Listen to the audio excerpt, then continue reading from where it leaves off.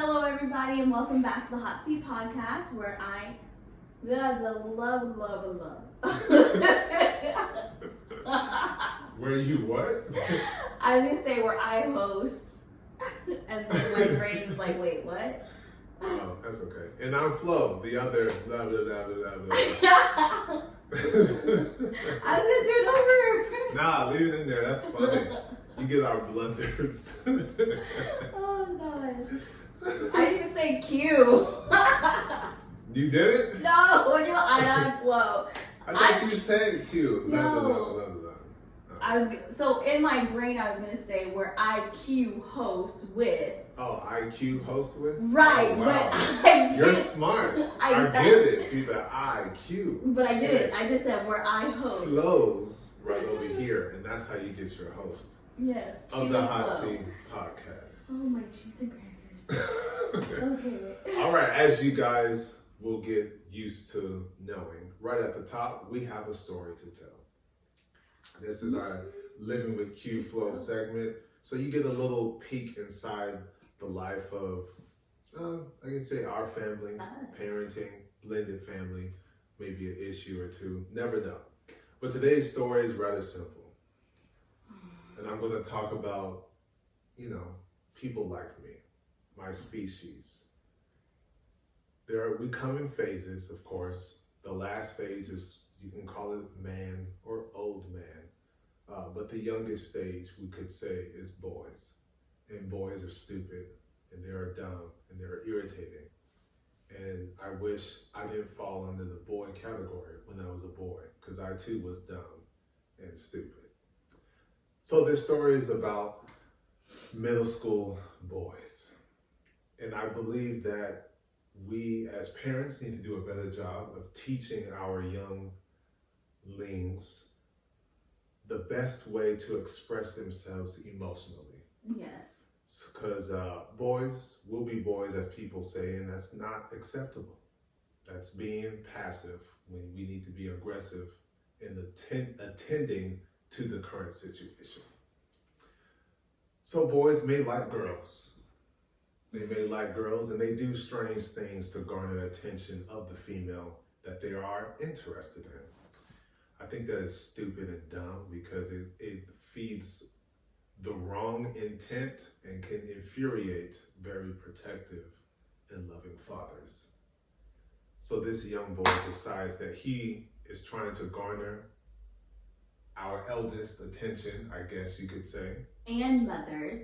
Well, yes, that's true. We can also become infuriated. Yeah, mama bears, mama bear, papa bear. Okay, I was going to let you express your side. This is me. I'll be here. So he proceeds to go into, let's start with number one. Number one was, this boy was not going to see tomorrow.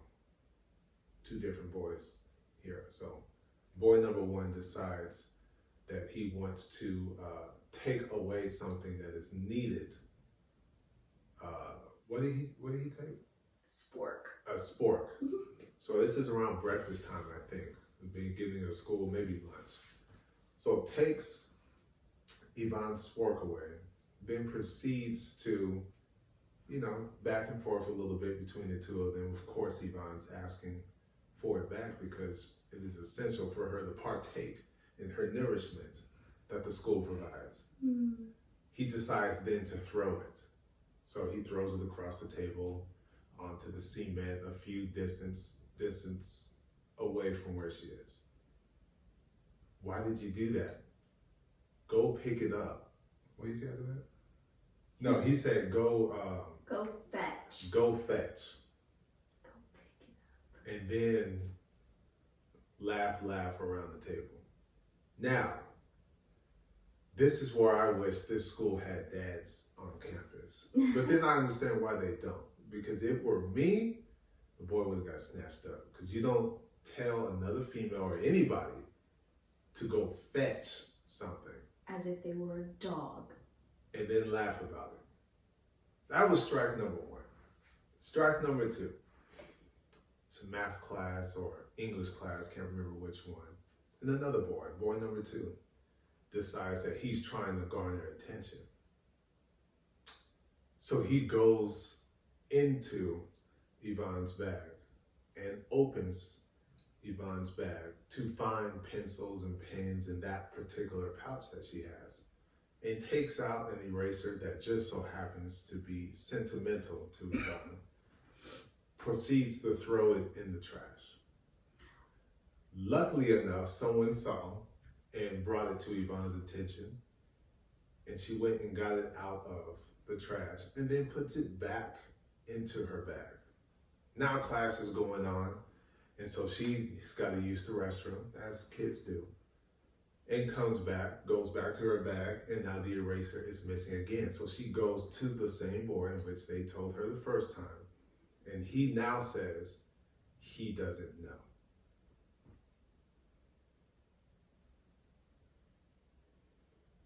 And then the teacher gets involved and he says he threw it away in the trash, but no one could find it in the trash. So she does not have her eraser, No. sentimental valued eraser. Yes. For which she has told the teacher of the things that have happened. And then she comes home after putting on a brave face, completely falls into a big ball of tears while telling her dad exactly what happened, you know, in between sniffles. Yeah, gotta have sniffle breaks in between. Yeah. So. Hot, fired, and irritated. I am. I don't know about hot, fired, and irritated, or well, hot and fired, but I'm definitely irritated and action needs to be taken. So we take action and go to the school and speak to the teacher. And that's where I express the need for education on healthy emotional expression, because boys are stupid.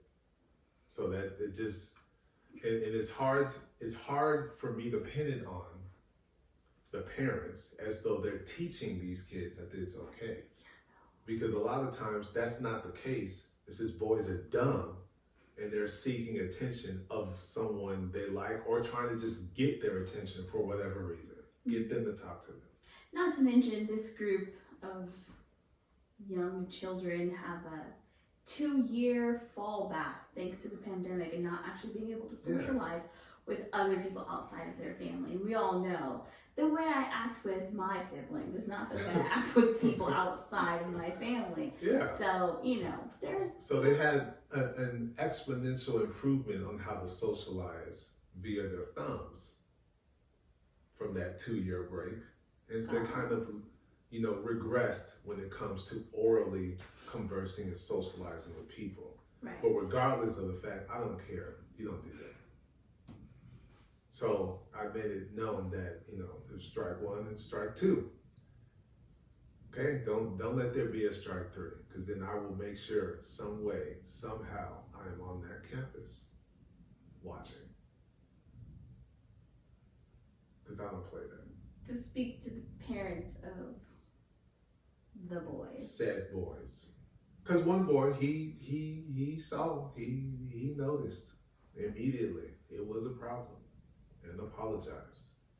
This other one, this last one, boy number 2, ain't got the picture. So hopefully the picture is gotten by the time we leave off this set to go pick up the kids. So there you go. Parenting. Yeah. Parenting. The Q flow segment. Boys are stupid. Boys are not stupid, have the tendency to be dumb, And practice it often. Emotional ineptitudes. Yeah,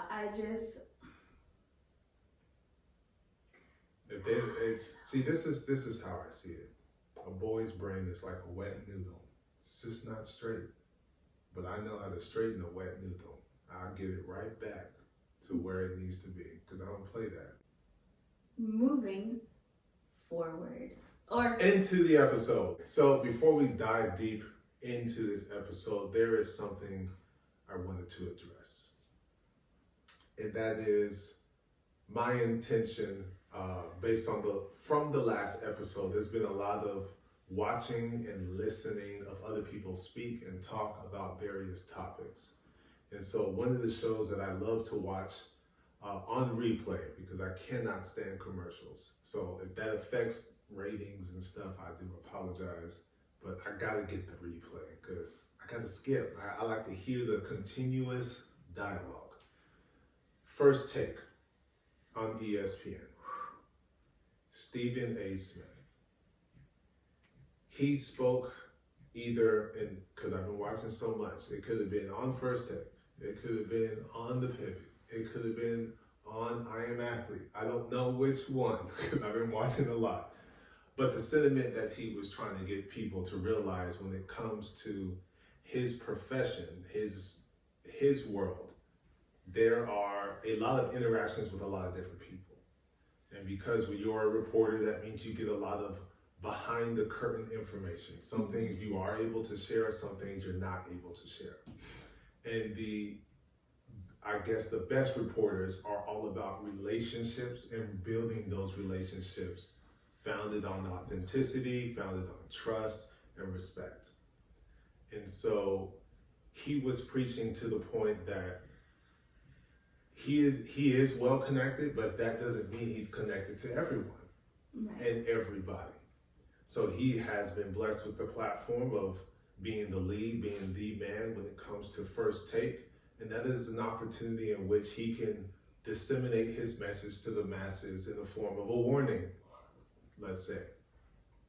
And so he wants people to really focus and hone in on what it is that he is disseminating to the people and what he is saying to caution those in which he does not have direct contact with. And so the sentiment is, if he's hearing stuff from behind the curtain, it doesn't matter who said what behind those curtains. It's the fact that he's bringing it to everyone, to people in particular, even though it is on a grand scale, everyone's watching, on the proper way in which you should handle and conduct to change your narrative. Because at the end of the day, he's not one who's trying to add to a narrative that's being written without you involved, but for you to know what is being understood of what it is that you're doing, how you're being characterized. So that way the pen is passed back to you so you can write your story the way you want it to be written, the way you want it to be heard, the way you want it to be seen. And so that's what leads us to this episode of today, because I've had personal experience on trying to disseminate information so that way those particular people can make the adjustments that they want to make. However, the focus wasn't on what I was saying and who it was coming from, me, the person. It was more so, where did that information come from so I can go directly to them.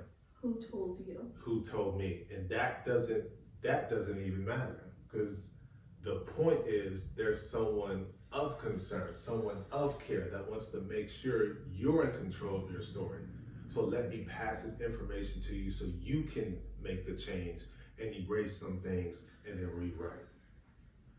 So that leads us, like I said, to this episode for today. And just to further add on to it, we want to insert, this clip, all credit to the Pivot podcast host in Cam Newton. Where he goes, I'm a slap, and that's the thing, like with new friends, because we'd say, RC's a new friend. Yeah. But he's right there for us. Yes, sir. No matter what happens, bruh, I'm there with you. Yeah, I think call and check on us in the morning. Bro, you good, see? Like, he just checks on you. And he don't have to. He's set. But that's the thing. That's the thing with friends, is that it has nothing to do, there's nothing behind it, there's nothing before it. This moment right now. Yeah. I think also too, what we have to get out of the mindset of saying is, even when people are like-minded, it's good to have people around you that are different. Yes. Right? Because if we always think the same way, and if we are all the same, and if everything Fred does, I totally understand it and I totally back it, there is no growth there. right? If I'm amening everything that they always do, then how did I learn? How did we ever have a conversation where I actually have added to you because I'm telling you something you didn't know, or I'm telling you something you didn't think, or I'm telling you something you haven't experienced. And the problem is, it's like we're so set in our ways and we always think we're right that when you have a homeboy that thinks differently, it's like, nah, Cam, like, I don't really see it that way. We can't say, well, tell me how you see it. Yeah. And him telling me that is not him saying I'm wrong. He's giving me a different perspective, right? Or if you like, you know what? If Chan loves doing something and I don't necessarily love it, and I tell him why I don't, no, that doesn't mean I'm not gonna go with him, right? Because I'm gonna take care of him. That's my guy. But it's like, you know what, dog? Like, we don't always have to do that, or we don't always have to be there. Or I'm gonna take it in tonight. Or I'm gonna do this. Yeah. I think being around people like that allow you to see different things and different mindsets that can still be successful is so valuable. Yeah. That adds to you. You know what I'm saying? Even if they like, if you make a great decision and they go, you know what, Cam, that really wasn't for me. That doesn't mean your decision is bad. It just means it wasn't for them, and that's okay. And we have to be okay with other grown men, like Channing said, other lions saying, you know what, I'm gonna sit this one out. Yes, sir. That's okay. Oh my gosh, wasn't that just emotional? But did it not touch my spirit? Q is showing it. She is literally expressing it right now. Is your allergies being expressed? So I talked about APR. Now I'm a financial person. So that for us, it's annual percentage rate. But for this episode, it is authentic personal relationships, APR. And that goes hand in hand. Basically, what you're giving out in this instance, you're giving out the principal and interest. You want in the relationship the principal and interest to be returned back to you. So it's give and take. Everyone's giving and taking. And so for me, the practice, APR is the practice of respect, compassion, forgiveness, maturity, acceptance of yourself and others. It is revealing your truest self, being genuine and vulnerable in your communication and interactions with others. It's being intentional with that. It's putting two things together. Some people like to use the word juxtapose, but also it's parallel, because what you feel inside is going to be consistent with what you do in action and what you do orally when it comes to your interactions with people. So what you feel, you're expressing it, and it matches the way you act and the way you talk.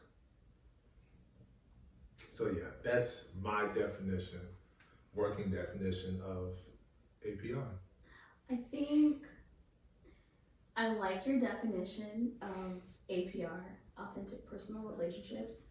I would, however, like more of an emphasis on the authenticity.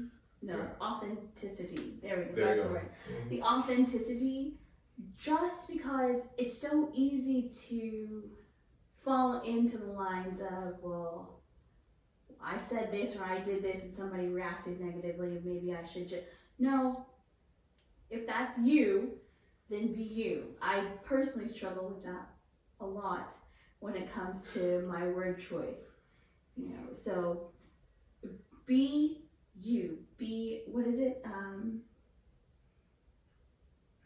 unapologetically yourself. Gotcha.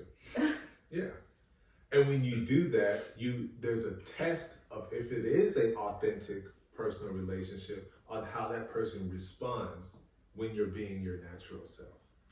So that could be an indication on if this is something that's real.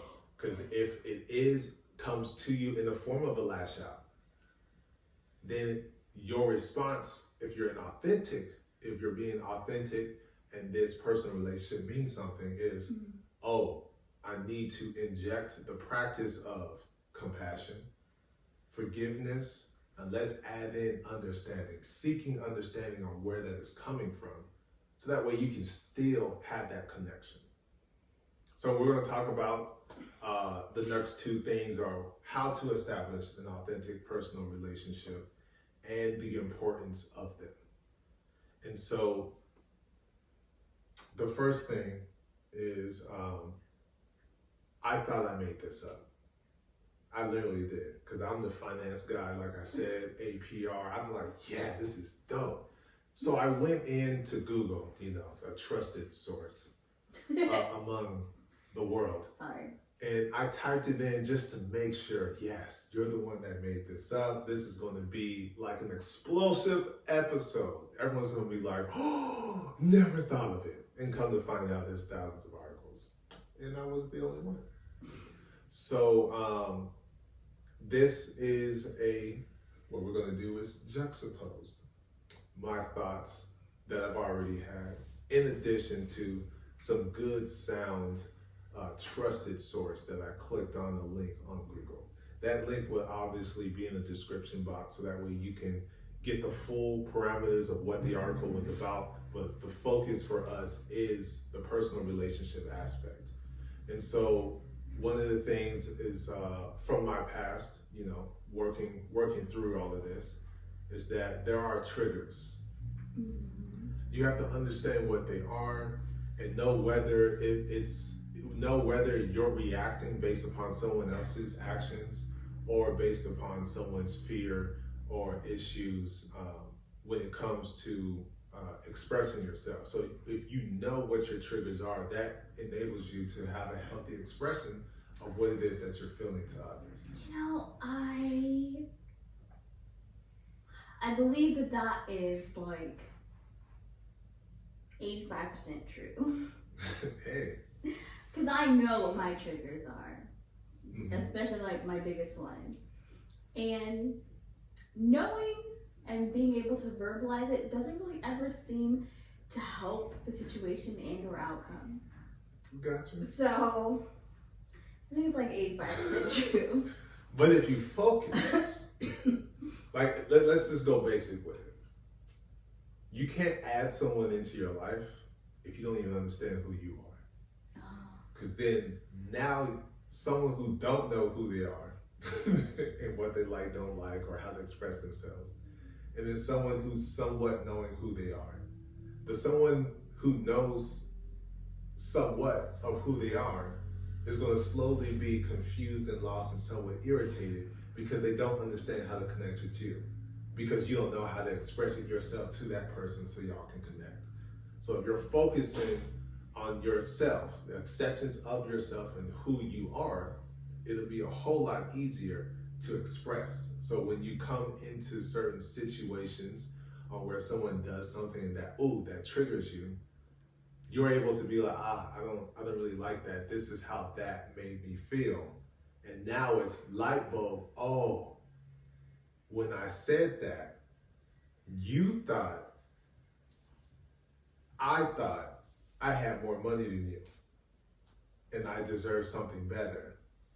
But that wasn't even the case. It was, I was just coming as a joke. But now that I understand, I know not to play with you that way. Right. So I think that helps, rather than just going about a relationship seeking, like Ryan Clark was saying, someone who's sane-minded.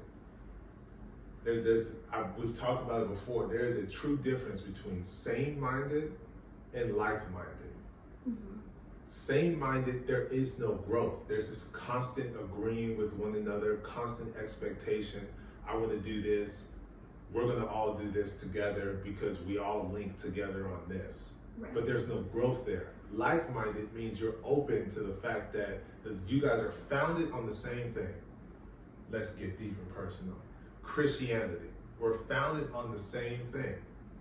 But the way in which we express ourselves, because we have different interests, life experiences are different, we navigate life differently.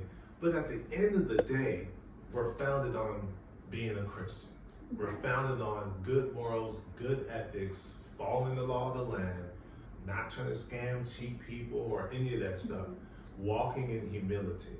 So we're able to agree on most things and disagree on others, but still be in agreement with one another and be okay, as in able to function and not have any animosity or resentment or anything like that. And if you decide to watch that full episode, which is a great one, you'll hear Shannon say, hey, Ryan Clark do some weird stuff, but I'm still gonna be there and rock with him.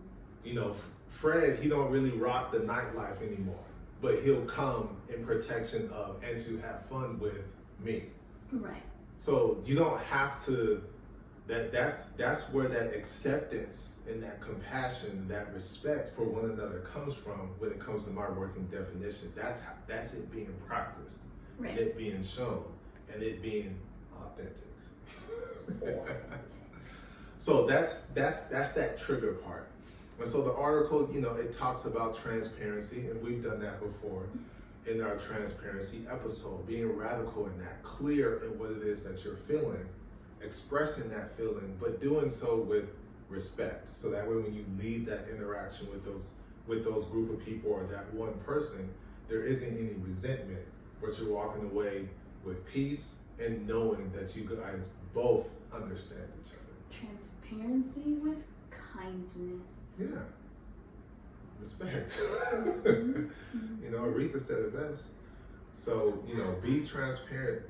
Be transparent. It's just be that, do that, show that. And so okay, I'm gonna get a little personal on this next one. Wait, about me or about you? About me. Oh, okay, perfect. Because this next bullet point is all about, you know, active listening. So like I said in the last episode, you know, there is this idea of this clothing company and the people that are supposed to be involved, and God's showing the sign that it's not going to work the way you want it to work.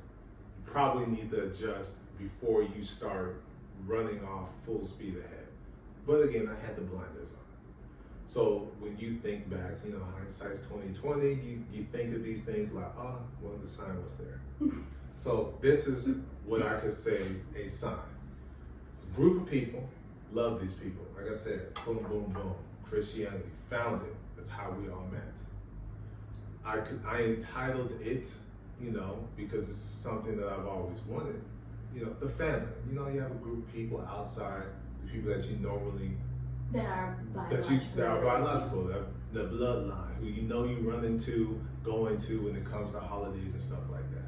Outside of that, you have your daily social life. So this is supposed to be the family. And so, in particular situations, there is a consistent demonstration of a lack of, it's my personal feeling, don't get mad, a lack of active listening. Mm-hmm.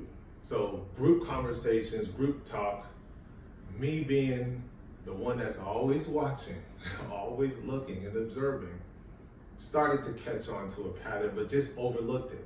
Because maybe I'm not saying it the right way, and I'm not speaking loud enough, or I'm not saying the right joke at the right time, or whatever the case may be. But I noticed that in constant expressions, there is a lack of active listening. So in active listening, that's demonstrating that you are truly hearing what the other person is saying, has to say, which is showing that you value your relationship with them. So when you're in a group or with your friend, you know how you do, they talking, you're looking at them. You're engaged in the conversation. So constant verbal, oral expression for me, witnessing, oh, I'm in my phone. My head is down. But when other people are speaking, oh, I'm not in my phone. The phone doesn't exist. I'm laughing, my head is up, I'm looking in your eye, I'm surveilling, laughing and joking, looking at everybody. Mm-hmm. When I speak, boom, nothing. So that could be a red flag or a sign that this may not be an authentic personal relationship. Can I just interject really quickly and ask a personal question about our relationship and seeing if you see the similarities between the things that I said I mean, we haven't really been married that long, but at the beginning, don't do that. You don't want people thinking that, you know, right. Just because we've known each other for 20 years. So we've only been married a short while. The beginning of our newly found relationship, you know, after you've come back, we were friends. Yeah. So there, and me talking to you about, you know, sometimes when I talk to you, I want to like see your face, like here. Yeah. Not me looking at you. Look at your, pick a device, any device. Do you see? Oh, I know. Do you see the similarities by what I was saying then, and then what you're saying now in the group? Of course. And because that's how God works. He teaches you lessons in mysterious ways. So yeah, of course. Like there's always going to be growth in paying attention to. Oh, wow! I'm expecting from this subset of people, the family, the 8, the 6, whatever you want to call them. But then I'm not delivering that to someone who should have that consistently. So the next thing was from the article, it talks about staying in the present. So you have this understanding, you're growing, you're maturing in adulthood and being in existence, period. So don't fall back on those bad habits. Don't regress and remove all the growth that you've done. Right. Express your feelings in that movement, in that moment. Jesus. Remove judgment and practice. There's this word again, practice compassion, acceptance, and forgiveness. Compassion, seeking understanding on where someone is coming from.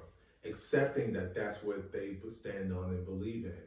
And if there is any transgression or whatever the case may be where you feel like you're hurt, extend that forgiveness, but the connection can still be there because you guys connected on something that's founded that you both can agree on. Mm-hmm. So, I was going to say something. Well, keep thinking on it. That's all right. Process your personal story. Like I said at the top, when I'm talking about Stephen A., you write your narrative, right? Understanding that in life, some people will try to write your life's narrative without you included. You know where I got that from. I posted it on my Instagram story. I remember. Go ahead. Okay. I was going to say, a lot of people don't realize just how easy it is to fall back to what the bad habits, their old habits. It's like your muscle memory. Your body will more quickly adapt to going back into that because it's used to that. Same thing with your brain, your emotions. Everything will go back to that thing that you're used to.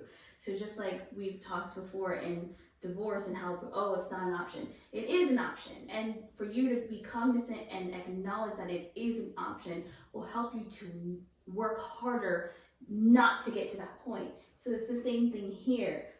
It is possible for me to go back into those bad habits. So you have to actively participate in your own mind and body to make sure that you don't do that. Because it is very easy to go back. Yeah. That's what I was going to say. Like you said, the acknowledgement that it is an option. There's an acknowledgement that there is an option that we don't have to be friends. But I choose to stay married. I choose to still be your friend. There should be an appreciation and love for that the choice is consistently being made to keep that relationship together. That's pushing your expectations on another person. No, I'm just saying that's just me. Like I recognize that divorce is an option, but there's a consistent commitment and choice that this marriage is going to work and we're going to be long lasting. We don't have to be friends, but you're making the choice to be a friend. And I'm going to respect that choice and decision because you don't have to. And we're going to add in and sprinkle, the little sprinkle thing that they be doing on whatever social media memes and stuff. Remember the guy with the little salt and sprinkle? No. That I carry the inadequacy factor, that characteristic, fearing inadequate, not good enough. So you make that choice. I'm going to respect that because you made that decision. Mm-hmm. So going back to the process your personal story, Stephen Lewis, if you need that type of therapy, reach out to him. But this is where I got this from.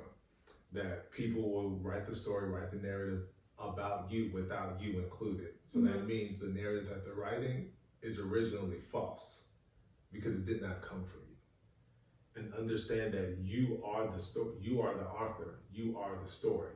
So write the story as such so that way you understand you on a personal level and pay attention to the positives. And the negatives, you understand how you came through those things that should empower and strengthen you to keep moving forward. So pay attention to the positives, and when you see a negative, look for the silver lining. Yeah. And emotional, available, and responsive. Those are the type of people that you want to have in your circle. Emotionally available and responsive. That's what I said. Emotional, available. Oh, well, emotionally available and responsive. Those are the type of people you want to have in your circle. Why? Because they're going to understand, let's just get scientific with this, your tone of voice. That's you projecting a certain type of emotion when it comes to different topics you may be discussing. Some people, emotionally expressive is very low when it comes to, let's say, politics or money. While the other person, they're high on emotion when it comes to talking about politics, politics, financials, money, Jesus, and social justice. Ooh, all these olds are getting me messed up in the word, in these words. So you understand and you see that, but you're still going to be responsive because that connection, that relationship matters to you. And in you being responsive, what are you doing? You're learning a new perspective on a topic that you normally would not discuss, or you had some thoughts on but wasn't courageous enough to even speak on it. And now that vulnerable space is open because you're connected with somebody who has a different interest in you. And so now you see the world and see this topic in a different view, in a different light. Right. I was just going to add that there is an emotional intelligence about being able to say, it seems like you're really upset. We're good though, right? Just, because if you're not emotionally, if you aren't usually used to people being very fervent, passionate about a stance, and they come off that way, a lot of times people will be like, they're mad at me, I don't know what I did, what is happening? So there is an emotional intelligence to do that quick check-in, like, I just want to make sure that you're just being very passionate about this, and like, we as friends are good, like all this intensity that I'm feeling is not actually directed towards me, but towards the topic. That is an emotional intelligence that I personally think is overlooked and essential and needed. Yeah, should probably be practiced more because it does help you to gain a fuller understanding of another person and just their characteristic and how they are. Yeah. Like, otherwise, you could take it as, oh, this person's so passionate about something, they must think they know it all. They know it all, they just know everything about they're just an angry person, or someone could be like, you yell all the time. I am not yelling. My voice does go higher, my pitch does go higher, but it's because I am excited or passionate. I am not yelling though. Do you not realize you do the same when it comes to something that you like and are passionate about? You get loud about medicine. I do not. Lack of a better terminology, you get loud about medicine. Oh, she's loud, but not realize, well, you get loud about artistry, music. So how are you going to, everyone gets loud about something that they're passionate about. You got to have the thought process, the intelligence, I guess, emotional intelligence, conversational intelligence, to understand that, this is something that someone cares about. Not that they think they know it all, but this is something that they're more passionate about. And they obviously know more than me about this because my passion is something different. Right. I mean, there have been countless times where Flo is, and I'm like, you know what I mean? No, can you say it again?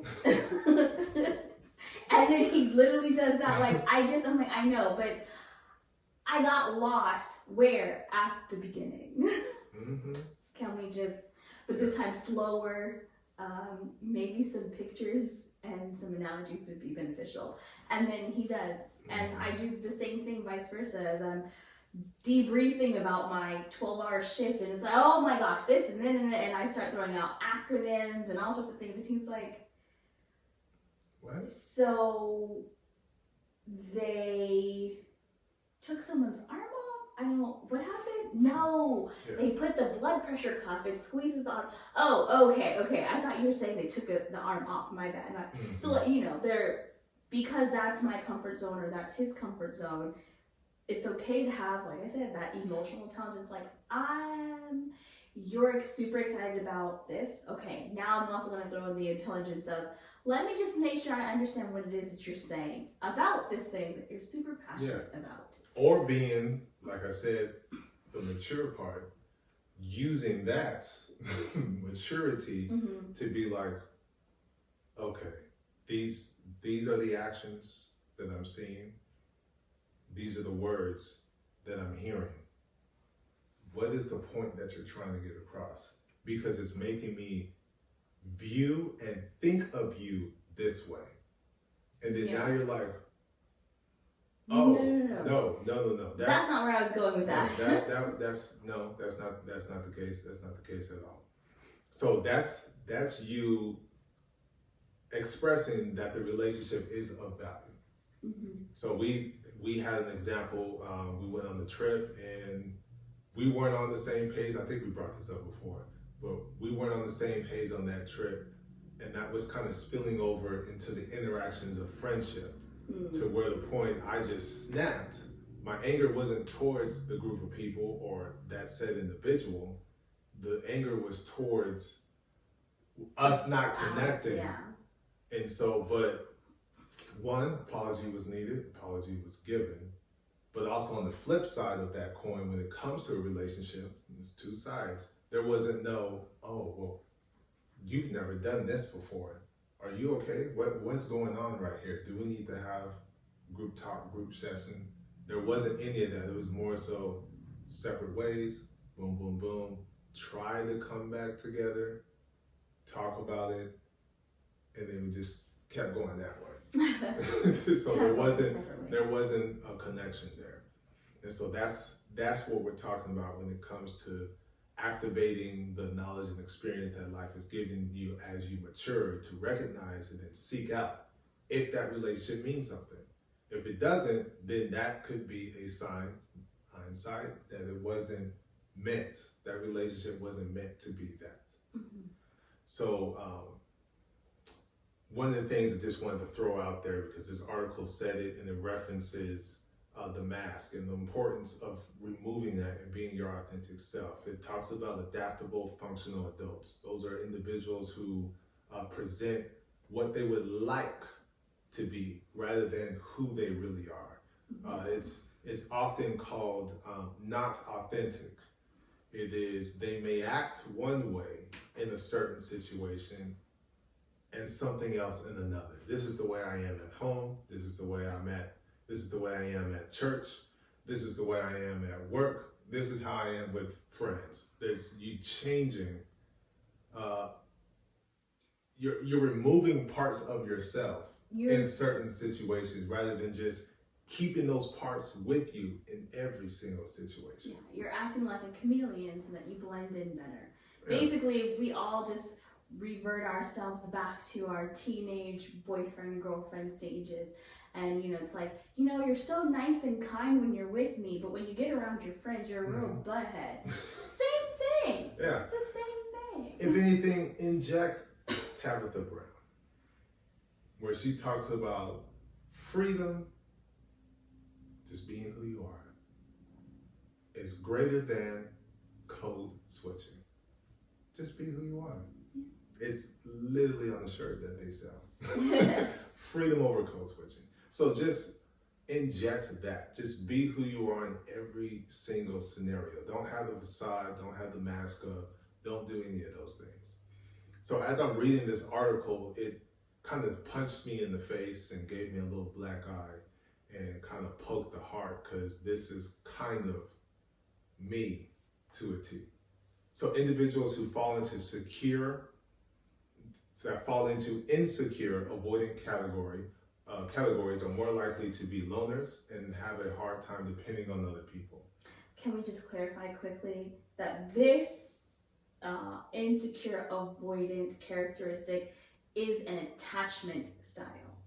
As in how you That relate. don't matter. It does matter how you relate to other people. That does matter. They'll get it when they read the article. The focus is people who fall into the insecure avoidant category are more likely to be loners and have a hard time depending on other people, whether friends or partners. They prefer to be on their own and often feel that close relationships are more trouble than they're worth. They tend to close themselves off as a form of emotional self-protection. That hit me, because that was me. They talk about briefly in the article that childhood and the parental bond plays a role into how things are going to materialize or grow into as you reach adulthood and try to establish different types of relationships. Because those are your first relationships. Yeah, so for me, in a sense, there was a lot of moving. Fresno to desert, within the desert, school, different team, even different college. So all of that stuff is a constant evolving door of movement and never really truly being stationary in one spot and building long-term relationships. Yeah, I was in the desert for just about 10 years. But while in the desert, there was no relationship being established to that way, oh yeah, that's who I talked to way back when at the church or whatever the case may be, or when I went to high school or elementary school. None of that, no connection. Remember just about all their names, but there's no connection. There's no text, there's no social media friending or any of that stuff, barely, if any. So, but then how does it go with your parents though? Because although that's your lifespan in a nutshell, from Fresno to the desert and different schools, your first relationship was with son and father, mother. So I was like, wait, no. Son, Daughter is father, mother, no. father, son and dad. father and mother. How was that, like, so that initial connection with them is what kind of sets you up. So I know, and we talked about it. Me and my dad were not. In your younger years, I don't remember that. In your younger years, it would be what would be considered typical. It was cool. It was whatever. I don't really remember. We were fine. But as you, as a person, started to develop, then you started to have these separations and breakdowns in communication with your dad, and then your mom, and then yeah. The point is emotional self-protection, because in instance, I mean, we're black. It's the best way to describe it. There is not a lot of child self-expression of what it is that you think and feel. Do what I say, because I'm the parent. So, I mean, there it is. If that's besides the obvious that I've already expressed. But that is a form of emotional self-protection. So, in the instance of, let's get more specific, the 6, there was a period in which it was focused on trying to build an authentic personal relationship. Let's get deep. Let's really have this let's try to have this conversation and build upon it.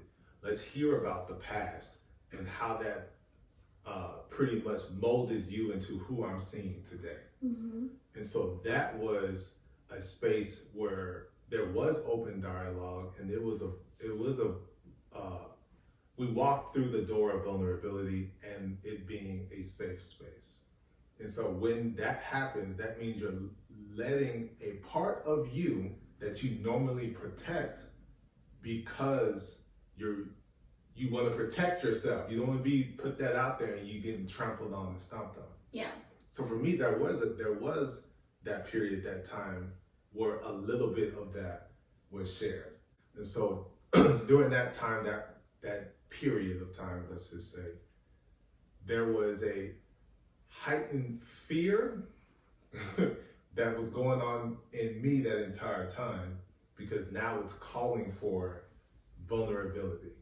And I'm always about, I'm protecting me. I probably need to go to therapy and try to figure out why that is an automatic response. Don't really know.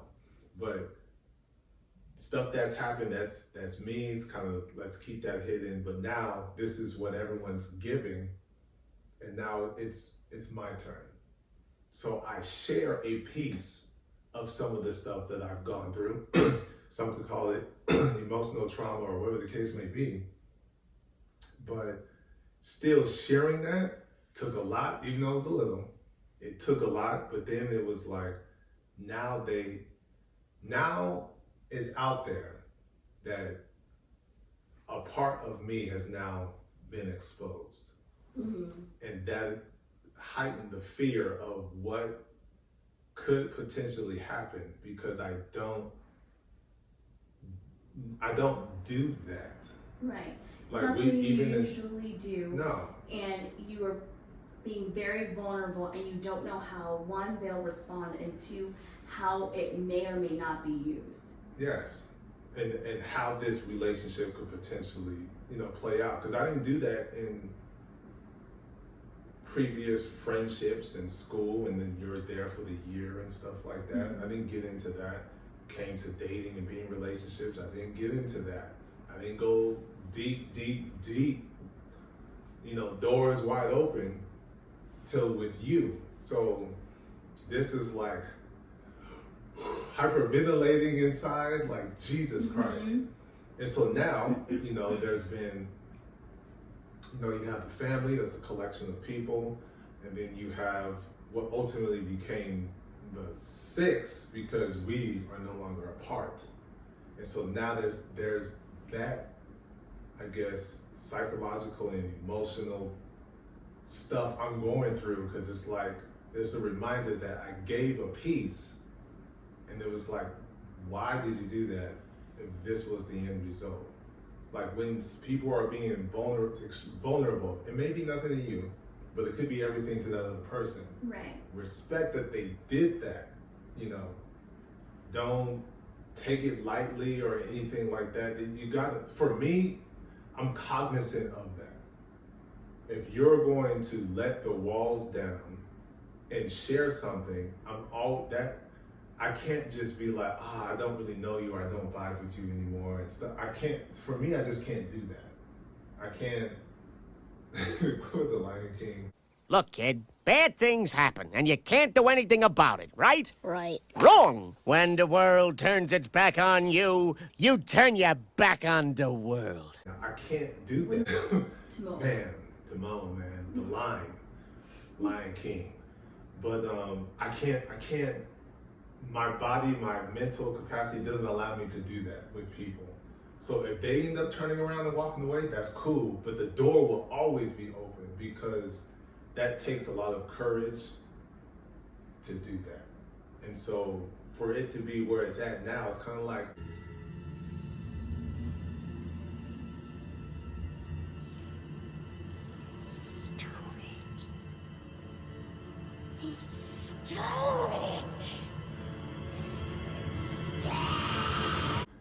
it's like, come on, like, give it back, but I can't get it back. So it's dealing with that and trying to work through it for me and personally. So that's something I connected with, in addition to this whole discussion about authentic personal relationships.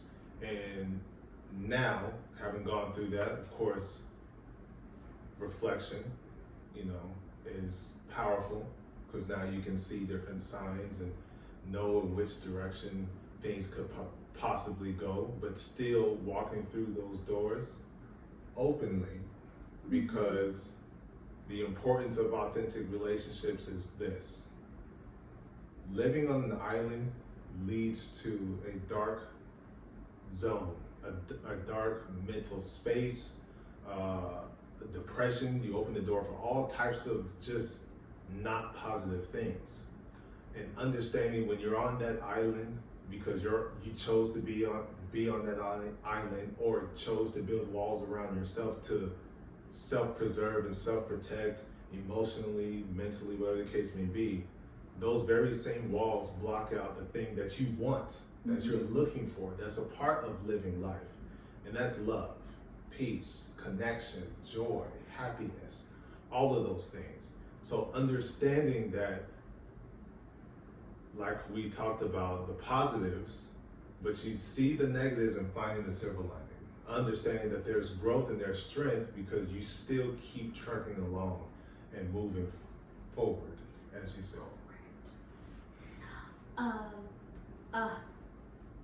Meet the Robinsons. Like my husband always says.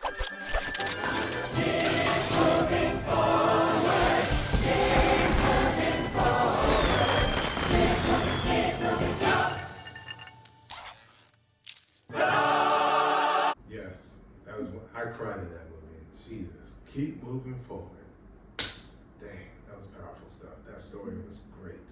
Authentic relationships, you guys. Close, supportive, nurturing connections are essential to living on this earth. Know the importance of authentic personal relationships, what it is, and how to build those, because those are essential. You can have acquaintances, but acquaintances don't connect to the deep level of authentic personal relationships that can help stimulate your own personal growth. Because that's what those people are there for, and that's what you are there for that person. And also, just so that it's understood, authentic personal relationships are not, it's not specific to friendships. It goes with your intimate partner, it goes with your family, it's goes not with your just children.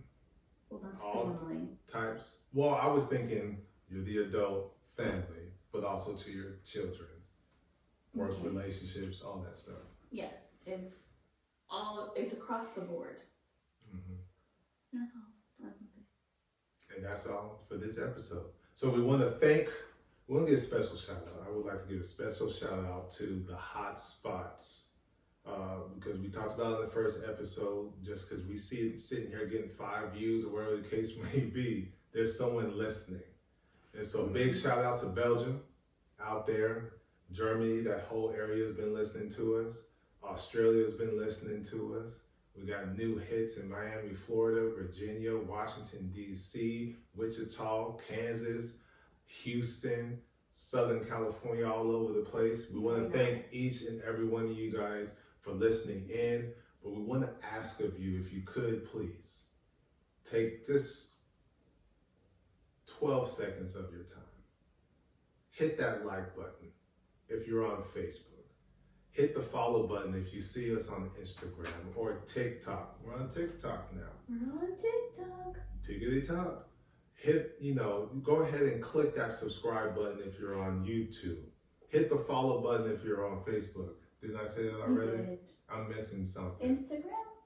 Yes, follow on the Instagram. Subscribe on Spotify and all the other podcast platforms we're on. We're on Audible too, because that is one way we can further push this message that we're trying to put out there, that, blended families, putting a spotlight on them, but there is an important discussion to be had around friendships, around marriage, around getting through being parents, getting through being in a blended family. There's important message to all of that, because as times go on, we're starting to witness that there is a growing population, if you will, of blended families. And so there are going to be challenges there, and we wanted to address authentic personal relationships because we believe that'll help your marriage. We believe that'll help your relationships with other people, and if you're in our case, with the other's parents. Yes. Hopefully. Yeah. So we thank you guys so much for listening to the village for your support. Save the best for last. Support, we so appreciate it. Yes. Shout out to the village. You can head over to Patreon and join, so that way you get all the exclusive content. Some exclusive, yes, some of that stuff will never be seen. It's only on there. Sometimes we edit these episodes down till I went off and got too detailed. They get the detail, and you guys do not. So we appreciate them for being, a part of the village. We thank you. House walkthrough coming soon. I thought you were ending, I thought you were going to say, good day. So, because that's the way we started this episode. No, I had a message, it just got tied up with I don't know what thoughts. Okay. But that's it. All right.